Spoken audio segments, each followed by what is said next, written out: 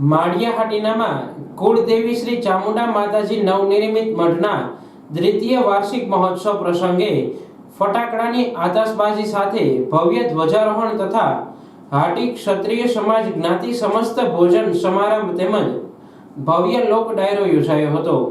કળશધારી દીકરીઓ દ્વારા શોભાયાત્રાનો પ્રારંભ કરી શહેરના મુખ્ય બજારથી ચામુંડા માતાજીના મઠ સુધી ભવ્ય ધ્વજા શોભાયાત્રા ડીજેના તાલે નીકળી હતી। ચામુંડા માતાજીની આરતી કર્યા બાદ શાસ્ત્રોક્ત વિધિ મુજબ પૂજા અર્ચન કરી મંદિરના શિખર પર ધ્વજા ચડાવવામાં આવી હતી।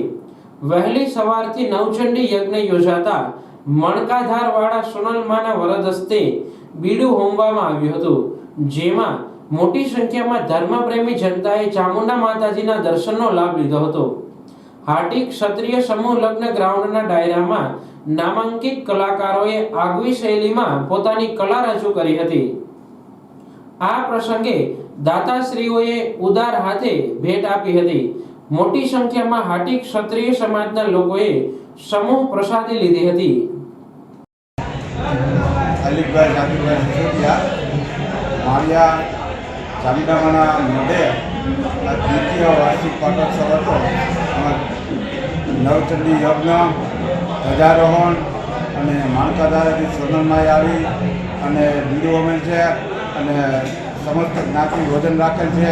ભાઈઓ તથા બહેનોએ બહુ બહોળી સંખ્યામાં લાભ લીધો અને તેમનો ખૂબ ખૂબ આભાર।